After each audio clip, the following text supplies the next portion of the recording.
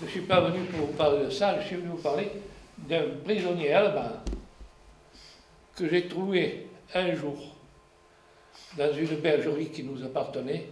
J'allais enfermer les moutons, la porte était fermée, impossible de l'ouvrir, bloquée. On a fini par me répondre qu'on allait m'ouvrir, et j'avais 16 ans, j'étais déjà assez grand, mais j'ai vu sortir 2 amours en glace et un autre plus petit. Ils m'ont expliqué qu'il se cachait d'Hitler, qui voulait le tuer, et qu'il savait que mon père avait été prisonnier et que j'allais lui demander s'il pouvait rester. Je suis descendu le dire à mon père, naturellement, il m'a dit remonte-y, et dit là qu'il faut être tranquille, qu'on ne dira rien. Mais ils n'ont pas eu confiance et ils sont partis. Et ils ont passé l'été dans la feuillasse d'une façon assez misérable. Ils ramassaient les champignons et les faisaient rôtir sur des pierres plates qu'ils avaient fait chauffer. Ils ont même mangé une brebis que les brebis, quand on pose qui descendaient les montagnes, avaient laissé, qui ne pouvaient plus marcher, qui ne devaient pas être bien grasses. Et puis, alors, sur les 3, il y en a 2 qui se sont débrouillés ailleurs. Et cet Allemand qui s'appelait Hermann Leipold est venu se réfugier de nouveau dans la bergerie. Et nous l'avons gardé encore assez longtemps. On lui portait à manger. Il se plaignait de ne pas avoir de travail. Et là, on avait trouvé un truc, il me fabriquait des barrières pour les moutons, ce qu'on appelle des clés. Mais ça est fini par le savoir. La bergerie était à demi-heure de chemin de Colognac. Les gens ont fini par savoir que quelqu'un se cachait à la bergerie. Il est parti, on l'a placé en Lozère dans une ferme isolée. Et là, il y a passé longtemps.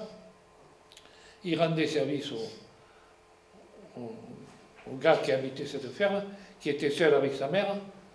Et puis après, il est rentré au maquis. Et il a fait la libération de son pays. Et il a retrouvé sa femme et son gosse, qu'il n'avait pas vu depuis 10 ans. Et 5 ans sans nouvelles. Malheureusement, il était en zone russe. Et il nous a écrit 2 fois, et ça a été fini. Et j'en veux un petit peu aux Allemands parce que, à tous ceux à qui je me suis adressé, aucun n'a voulu faire des recherches pour savoir ce qu'il était devenu. De toute façon, autant il aurait pu le sentir, il est certainement mort.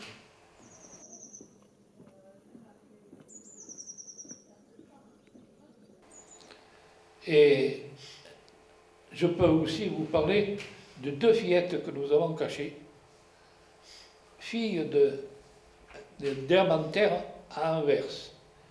Elles avaient, et leurs parents aussi, un niveau de vie bien supérieur au nôtre. Et elles étaient gâtées comme le sont les gosses de maintenant. Elles ne voulaient pas rester à Colognac. Il y a une dame couverte de bijoux qui était venue s'assurer si on les traitait bien, comment elles étaient logées, tout ça. Elle a essayé de les raisonner, mais il n'y avait rien à faire. Tellement que le responsable qui nous les avait envoyés nous a dit, puisque c'est comme ça, ils ont qu'à retourner avec leurs parents. Et quelque temps après, on a appris qu'ils étaient tous déportés en Allemagne en camp de concentration. Et là, pour nous, ça a été, alors que pour l'Allemand, ça avait marché, là, on avait l'impression d'avoir échoué. On avait l'impression qu'on n'avait pas fait exactement ce qu'il aurait fallu faire. Peut-être être plus sévère avec les petites, mais bon. Et puis, 60 ans après, on frappe à la porte, et c'était 2 vieux résistants de Nîmes qui pilotaient une dame qui cherchait où elle avait été cachée pendant la guerre.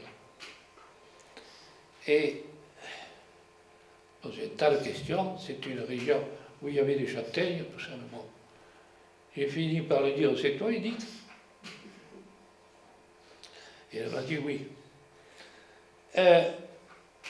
Au lieu de les envoyer avec les parents, on les avait envoyés de foyer en foyer, de colonie de vacances en colonie de vacances, et elles avaient passé à travers. Et à la Libération, on n'aura pas demandé leur avis. On les a fourrés dans un bateau en Israël. Et là-bas, elles n'ont pas eu des situations comme leurs parents, mais elle avait toujours dit à ma retraite, j'essaie de retourner voir où on m'avait caché. Et pendant quelque temps, elle a correspondu avec ma femme. Maintenant, on s'est perdu de vue. Voilà ce que je voulais vous raconter.